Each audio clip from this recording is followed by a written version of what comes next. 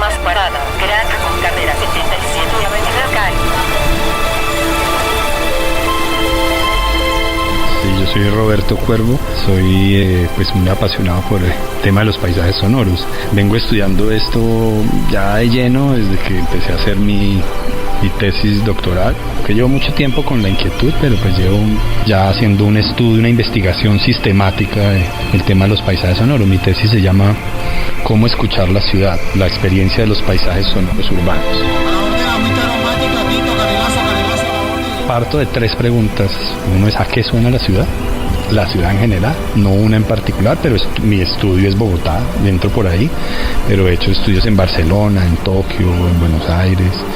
Bueno, y la segunda pregunta es ¿cómo se escucha la ciudad? O sea, no solo a qué suena, sino allá aparece el interlocutor, allá aparece el que escucha. ¿Cómo la escucha? ¿Cómo la escuchan los habitantes de una ciudad? Y la tercera pregunta es propositiva, es cómo escuchar la ciudad, o sea, cómo se debería escuchar. Ahí donde se me sale lo diseñador, que yo quiero intervenir, no solo registrar, no me interesa solo registrar, aunque empiezo por ahí, sino cómo intervenir el paisaje sonoro. Alterar, en pocas palabras. ¿De qué forma, por ejemplo, podría decirse que uno puede alterar un paisaje sonoro cuando sabemos en este caso que ya está constituido? Por supuesto que el sonido sin duda alguna evoluciona a través sobre todo de los años y a través de las prácticas urbanas puntualmente. En este caso, desde la contemporaneidad, ¿cómo se hace ese ejercicio de hacer una alteración? Pues mi propuesta es a partir del diseño de artefactos sonoros urbanos. Yo hago intervenciones en el espacio público con una estrategia que es la interacción. Entonces trabajo con sensores, hago montajes, hago un montaje sonoro con multifocal, o sea, casi siempre a 4 o 8 parlantes. Estoy estudiando mucho los paisajes sonoros de los cerros orientales de Bogotá, he grabado arriba y me interesa que la gente escuche los cerros. Entonces mis instalaciones sonoras o esculturas sonoras son en la carrera séptima y reproducen los sonidos de arriba, pero cuando el peatón pasa, yo tengo unos sensores que capturan el movimiento y modifican los audios. Entonces ese es el tipo de intervenciones que yo hago, por ejemplo, para que la gente entienda que los cerros no solo se ven, sino que también tienen un potencial sonoro gigante, y los cerros orientales son Bogotá, son parte del territorio urbano de Bogotá.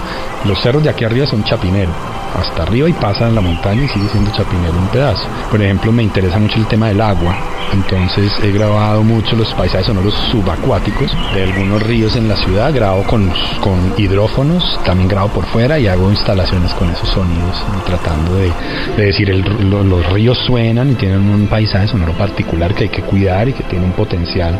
Los artefactos sonoros urbanos, esa es la manera, la estrategia que tengo para intervenir.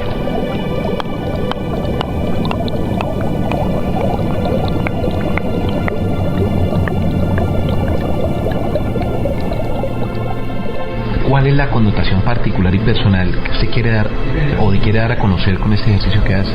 Pues yo tengo 2 frentes, uno desde la plástica, desde la arte sonoro, digamos, en parte lo que te estoy diciendo, y otra tengo una intención urbanística. Por ejemplo, me interesa que lo sonoro sea incorporado en los planes de ordenamiento territorial, no solo desde lo contaminante, sino por ejemplo normativas, por ejemplo para preservar paisajes sonoros o zonas que tengan un paisaje sonoro que también se cuide, se preserve, se contemple como patrimonio, o sea, establecer cuáles son las categorías para volver eso patrimonio y dar las herramientas para que haya registro de esos paisajes sonoros y puedan ser determinados como de identidad cultural, de patrimonio cultural. También en las normativas urbanísticas, no es solamente dejar estipuladas las alturas de construcción de un edificio, sino que qué implicaciones tiene eso acústicamente con la ciudad. Si se hacen, por ejemplo, 2 edificios altos enfrentados y con materiales reflejantes, pues eso va a generar un efecto cañón, un efecto de reverberación que potencia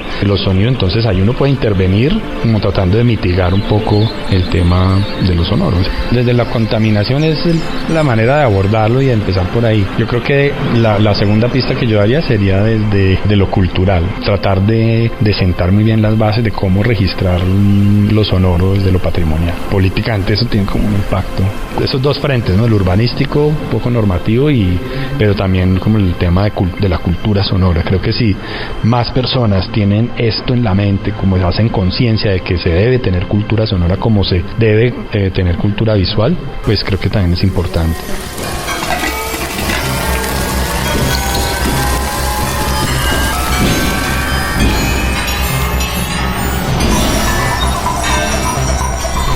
El ruido es bello. El ruido es materia sonora, es materia de composición. A mí me encanta, pues el ruido no existe como tal, es una valoración, es un juicio de valor. Podríamos decir que el ruido puede ser una interferencia de algo, pero el ruido en sí mismo tiene una... A mí me interesa esa estética del ruido en tanto se vuelve materia plástica, materia de composición.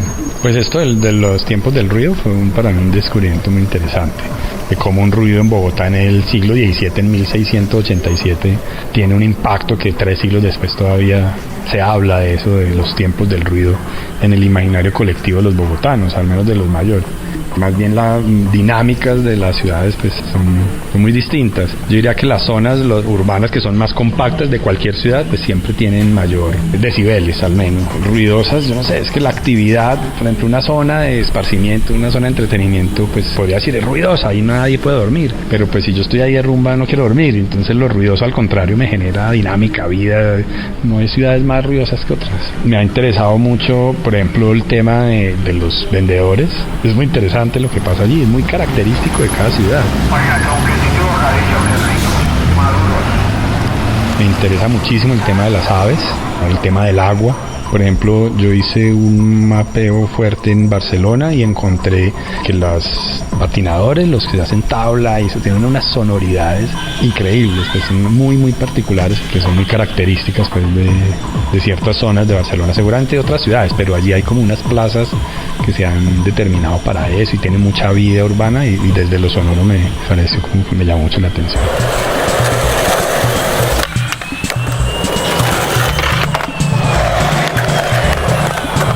¿Cuáles serían unas recomendaciones puntuales para aquellas personas que están incursionando? Y la recomendación, pues es que yo creo que ya estamos acostumbrados a escuchar unas cosas, entonces es muy importante aprender a escuchar otras, esas que no son aparentemente importantes. Yo mencionaba ahora el tema de la economía cognitiva, en tanto la mente empieza a veces a decidir por uno sin uno ser muy consciente de qué procesa, o sea, a qué le pone atención y a qué no. Entonces por lo general uno ya está casi que programado para no ponerle atención a muchas cosas y ahí descubre uno una cantidad de micropaisajes, sonoridades, de texturas, de colores, de formas sonoras que son fantásticas.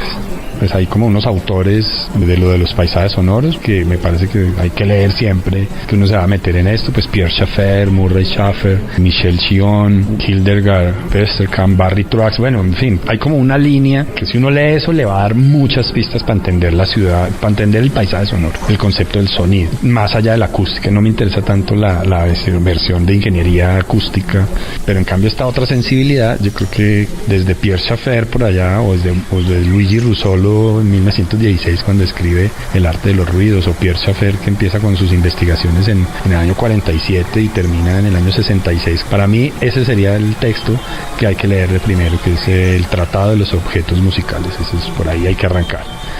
Bueno, la invitación es a tener sensibilidad por la escucha. Tengan en cuenta que los oídos se activan antes de nacer en un medio acuático y es el último de los sentidos que se va después de morir. O sea, solo mientras estamos vivos. No tenemos párpados en los oídos, siempre estamos escuchando, entonces debemos aprender a escuchar, promover la escucha atenta. Por ahora yo tengo un sitio y allí tiene los enlaces a videos en YouTube de los artefactos sonoros que hago. Desde ahí se puede jalar mi canal de SoundCloud y de Freesound, donde tengo registrados todos los sonidos y georreferenciados. Entonces sería ahí paisajesonorosUrbanos.tumblr.